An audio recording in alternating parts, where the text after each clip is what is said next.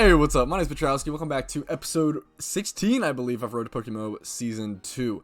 Now, this is a funny one because I was just heading over to the PC to heal to prepare for this episode, and then I just so happened to be stopped by Professor Juniper because I do not remember this game's storyline. So, I'm going to go ahead and talk to her really quick and see what's going on. If you're new to this channel, new to this series, this is a series where we play through PokeMMO in 2022 as a main account and sort of progress through and have different challenges per each region. So, for example, for Kanto, which is the region I've already played through, my goal was to reach 1 million Pokeyen as fast as possible alongside the storyline. My goal for Unova, the second region I'm playing through for this series, is going to be to build and complete a PokeMMO PvP team for the OU tier around the time I complete the game, hopefully. But I'm probably going to end up... She asked me questions I totally ignored her. We get a Master Ball. Did not know that's where we got in the storyline. That's very cool. We just defeated the 8th gym. I'm looking to, head to the E4, but more importantly, this episode will probably be about building that PvP team. There's going to be a couple Pokemon that I'm going to need to farm for, and a couple Pokemon that I'm going to need to buy. So one of the Pokemon that I'm actually going to need to buy is going to be Magnezone.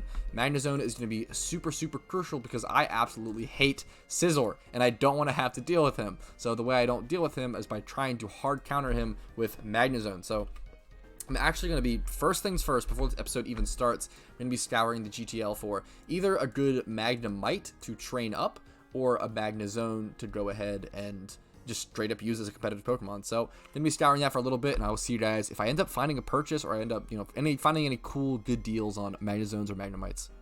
Okay, I do want to say, anyone looking to buy a Magnemite or a Magnezone or a Magneten in any way, it's going to be really, really expensive, but there are a couple ways to mediate this. So, like, for example, this is how I was looking for one before, and it's going to be 400k for a Magnemite with 31 speed, and then 25 plus special attack with 20 plus and all the other stats.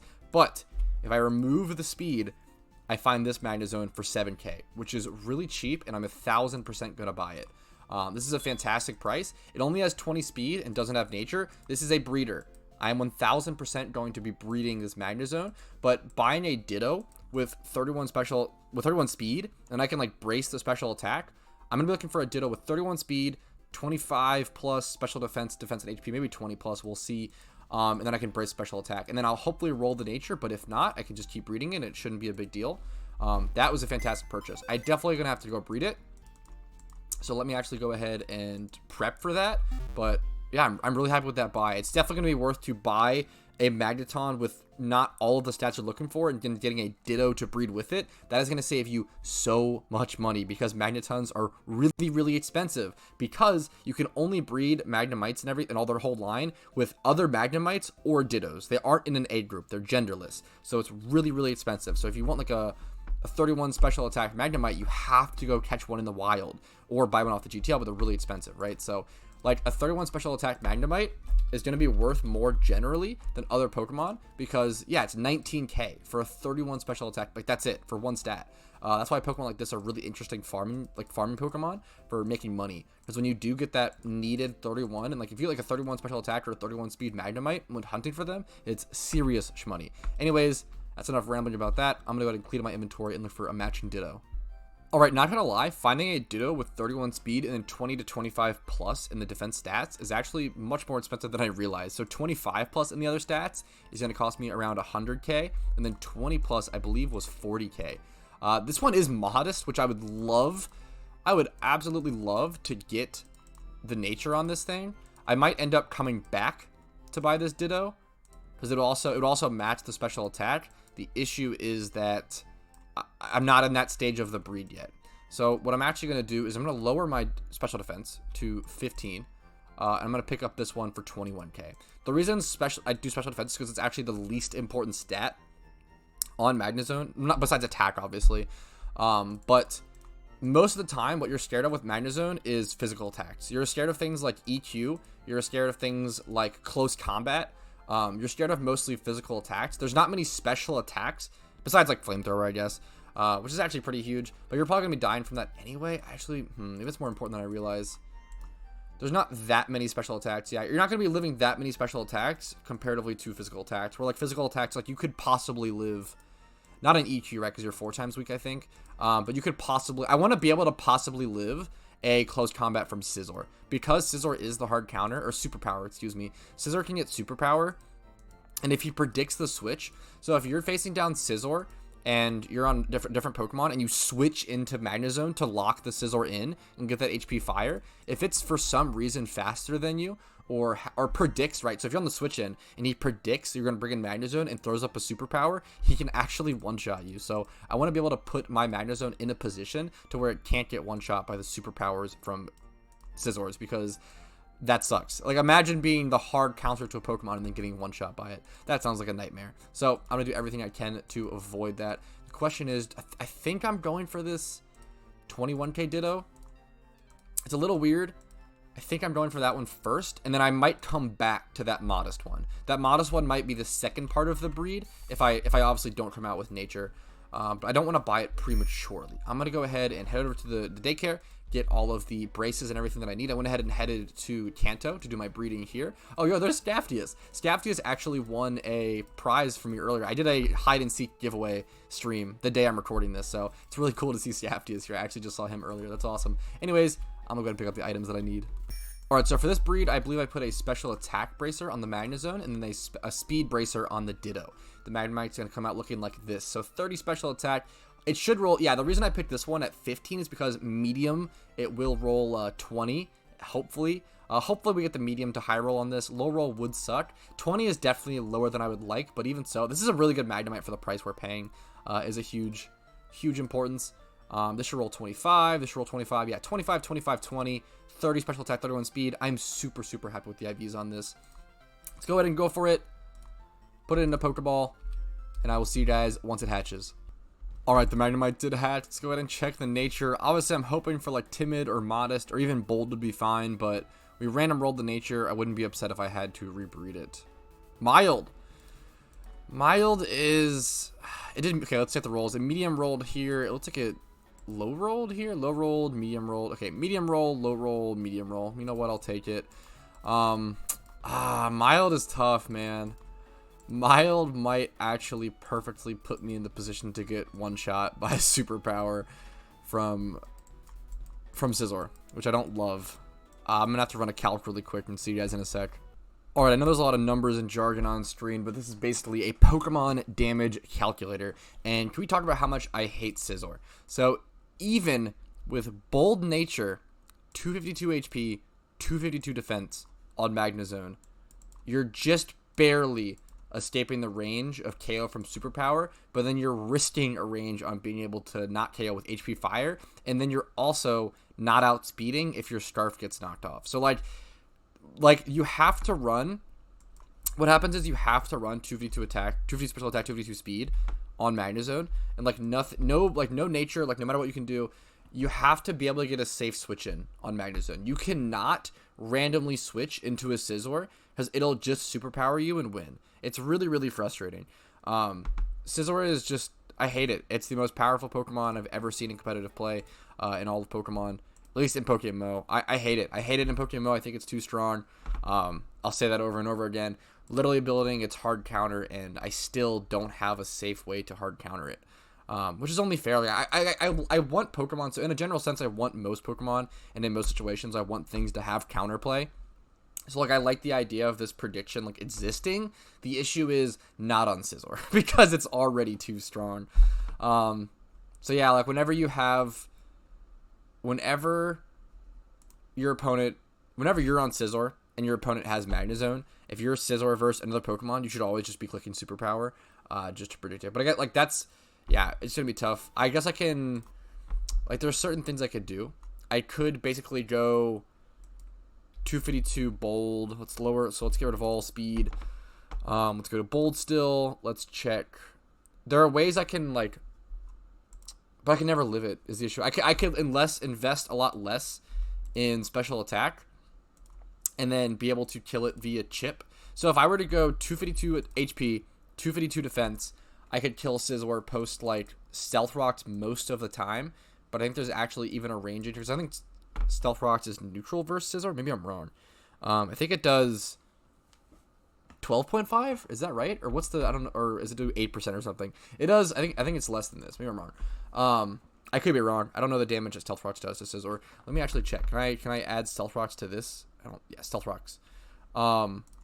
Guaranteed okay after Stealth Rocks. So, with this team, technically, if I were to go 252 HP, 252 defense, bold, I could live the superpower and OKO him after rocks. But it's just so much investment at that point. Like, at that point, your Magnezone is totally useless against any other Pokemon unless you're against Scizor. I think this build is interesting, and like I think it's actually maybe worth it just because I hate Scizor so much. But I think I'm still gonna go the 252 special attack, 252 speed build, I believe. I want my Magnezone to be useful in other games that aren't just against Scizor. So that's going to be my strategy. I also have a lot of other like fire Pokemon. Like I have like Darmanitan and Volcarona on this team. So it's not my sole answer. I might have to make a sacrifice switch or some sort of play to bring in a Pokemon to deal with Scizor. But yeah, that's all my thought process on that. Sorry for all that boring jargon. I'm going to go ahead and get us back over to PokeMMO. But yeah, that's all I wanted to talk about. Scizor is broken. Hate that Pokemon. But anyways, on that point, I think I'm actually just going to go ahead and stick with the mild nature. The fact that it's actually not going to matter versus super combat with Scizor, I think I'm just going to roll with it. It's definitely suboptimal. I definitely don't recommend going this. But EQ is always going to kill you. I don't know. After one breed, I'm really happy with. This Magnemite was really, really cheap. Like, I'm basically getting a Magnezone comp for like 50k or so.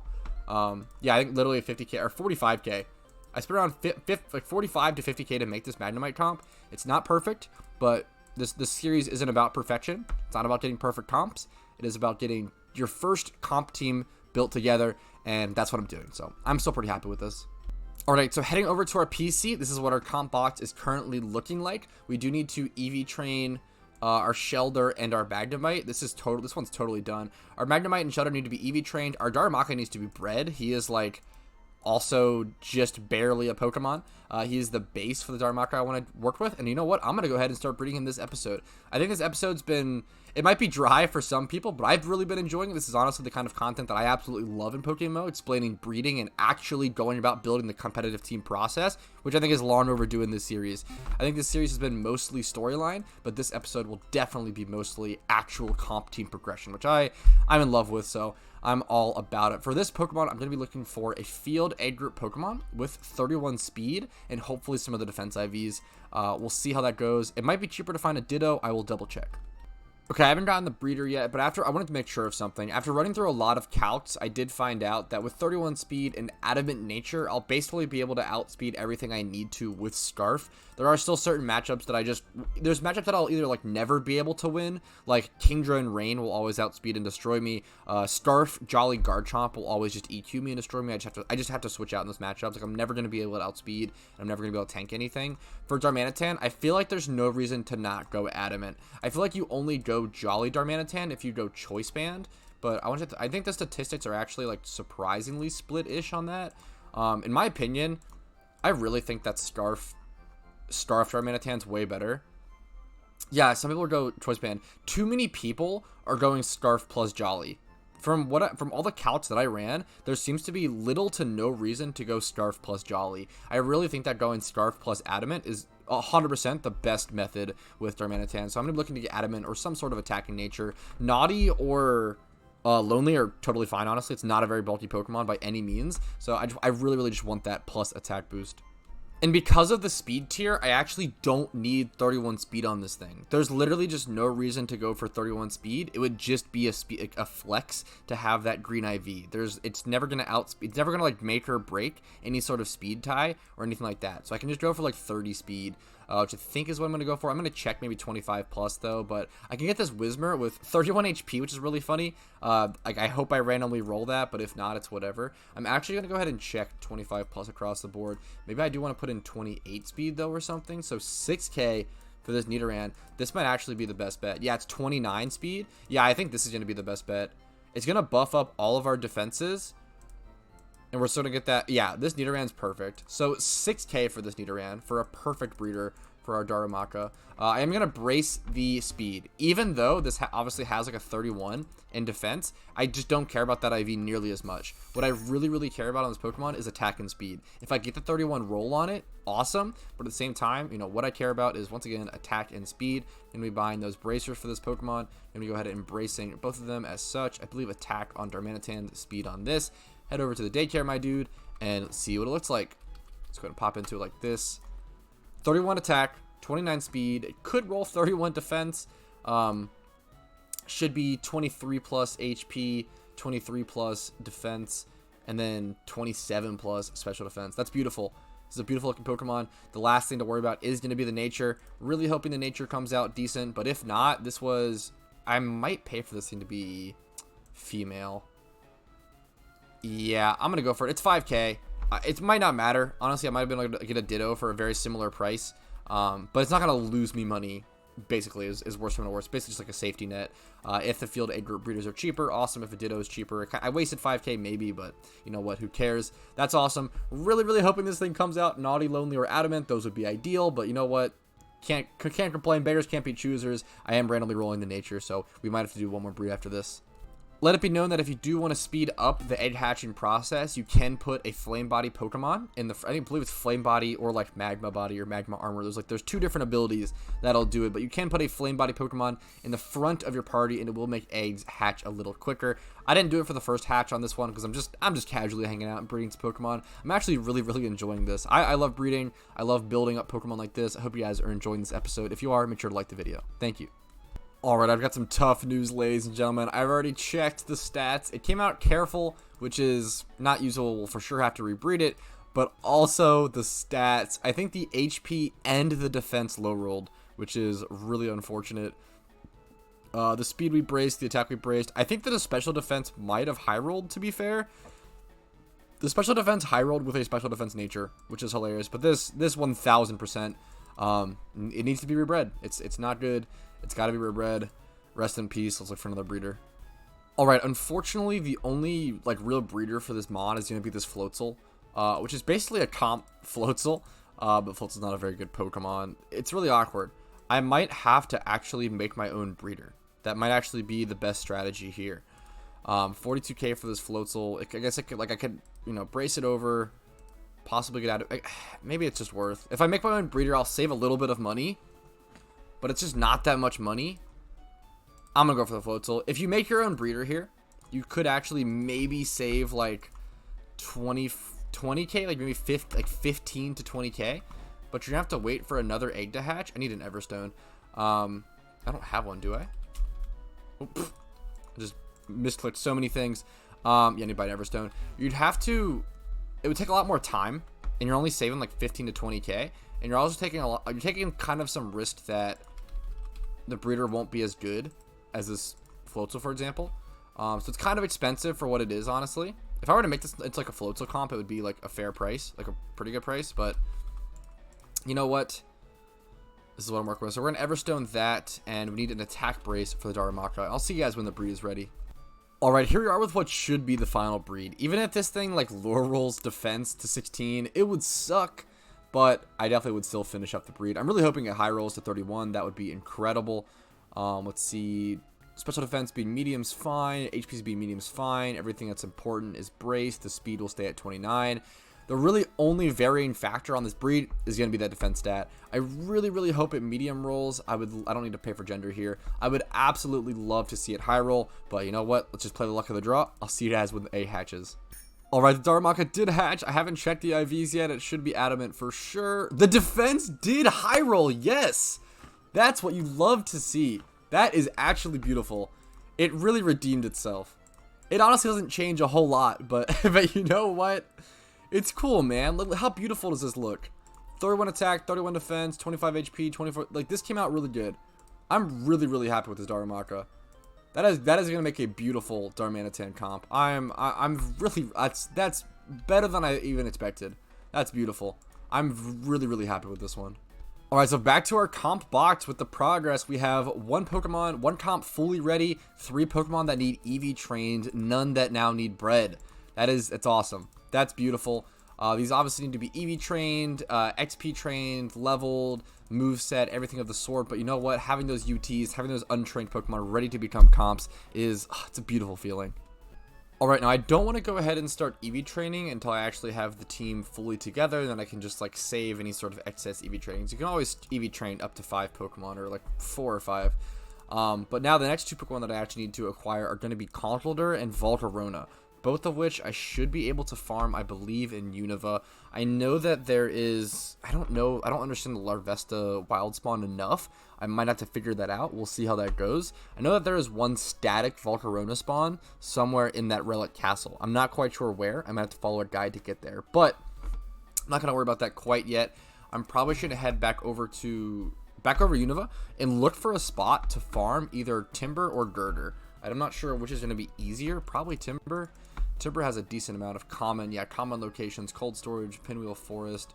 What about Gurdurr, though? Let's double check it as well. Very common in Twist Mountain.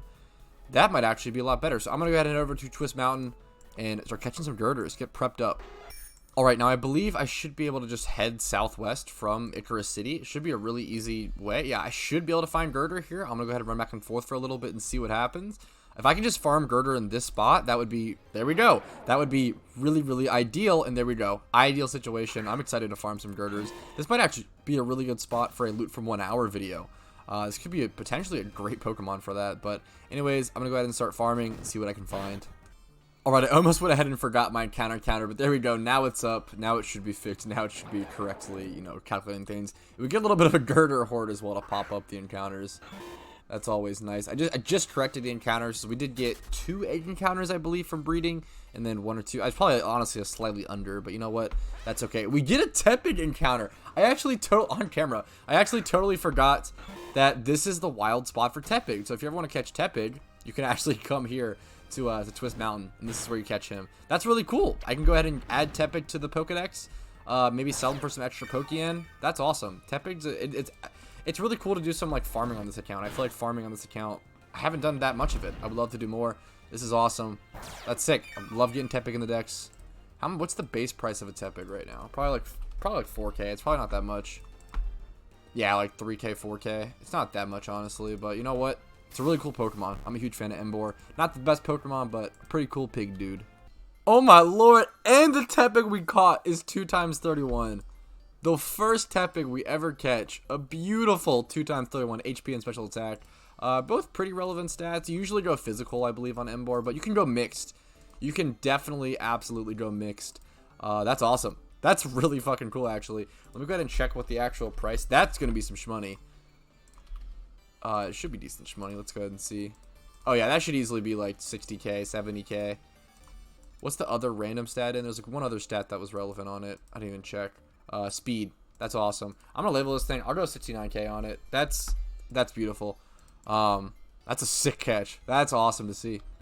Dude, I got another Tepig encounter. That is actually absolutely insane. So I've had 2 Tepig encounters. I think I've caught 2 Tepig and 2 Gurdurr. Like, Tepig is supposed to be like a very rare, I think it's a rare encounter. It's probably like 5% encounter rate would be my guess. Yeah, 5% probably. It's a rare encounter, and Gurdurr is very common, and I've seen 2 of each. What are the odds? I don't know. It's so weird. Hey, he woke up from Spore and killed himself with Takedown, though, so you know what? RNG truly does even out. Hey, we get another Tepig encounter, and this one's female, which is pretty nice. People like to buy Tepig, female Tepigs, so they can obviously breed them with an egg breeder then. It's a little cheaper. They're not that much more, though, 4K. I don't think there's any sort of gender discrepancy with Tepig. Certain Pokemon or I don't know if starters. I don't know if any starters have a gender discrepancy. I know Eevee does and Cranidos do and Pokemon like that. Like there are some single encounters, but I'm actually gonna go ahead and Great Ball this thing. I actually have so many Great Balls. I'm actually really low on Pokeballs. I think I only have like 8 Pokeballs left here. I have a ton of Great Balls. I don't want to lose this one to Takedown like the one prior. Watch it instantly wake up, Takedown, and we lose the Takedown. Nah, it's okay. We're good. Get that heal. My brother's been getting beat up, dude. The poison heal is coming in clutch and doing a lot for it for sure. But he's actually taking a ton of damage. Hopefully I can catch on this Great Ball. Okay. Whew. Okay, so 2 Tepig caught, 3 Tepig seen. We're still hunting for Gurdurr. No stats on that one, but you know what? Still a Tepig. I'm still looking for Gurdurrs, man. It's been a tough hunt. I've seen a couple more Gurdurrs, but none of them have had any relevant stats. So just gotta keep catching. Alright, so I'm out here farming Gurdurr. Haven't found anything yet, dude. I don't know why. Whenever I'm farming for a specific Pokemon, I literally can never catch anything decent. But if I'm just, like, memeing around for the heck of it, I get, like, 2 times 31 Tepigs and shit.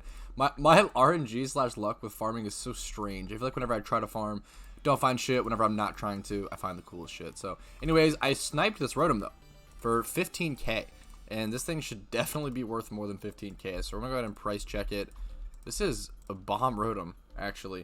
It doesn't have nature, right? Yeah, it's gentle, but this is really good. This is a really, really good Rotom for that price. I don't know. I'm blown away by that. Like, yeah, I could easily sell this Rotom. That's crazy. I literally sniped this for 15k.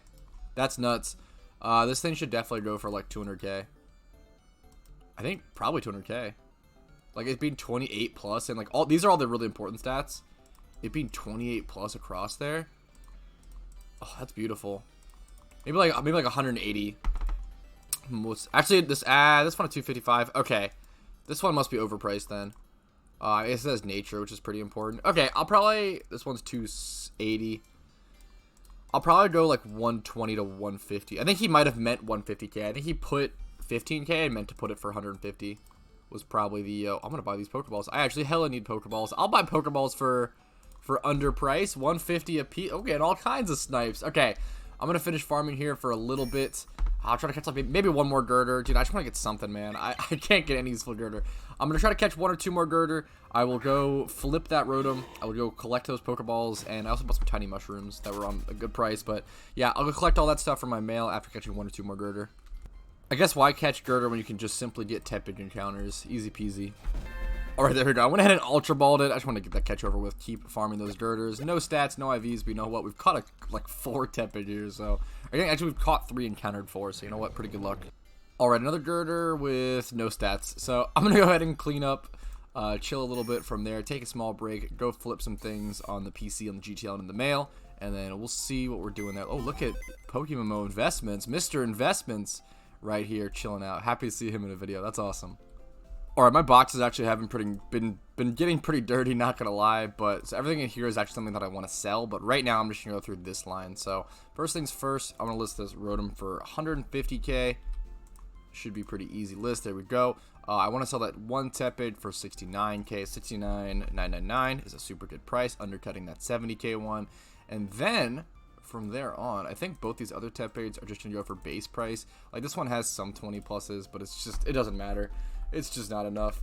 So we'll go to Tepig, base price. This is for mail. Yeah, 3k. I could give it some time and sell for 4k. I think that's definitely worth.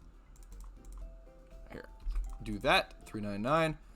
No, even though this one's female, I think it's also going to go for that price. So I'm going to go ahead and list those up for 4k a piece. I do want to relist this strategy as well. The strategy is something that I've been trying to sell for a while. Or it didn't sell. I need to relist it. The question was, which one was it? There's also a 1 times 31 strategy here that I totally forgot about. Was this the one? There's no way, because it doesn't really have any other stats going on. Was that actually the strategy? There's no way I listed that strategy for 25k, right? I feel like that's so high. Why did I do that? That's so high for the strategy. Let me actually check. Here, let's do strategy. 31 attack. Lowest price. Oh, okay. Actually, it wasn't that high. That's why. I listed it for species. That's why. I'm going to list this one for like 19.99. There we go. It's actually way not as high as I thought. And one of the Tepids already sold. You know what? Go ahead and yoink that. Awesome. Love to see it.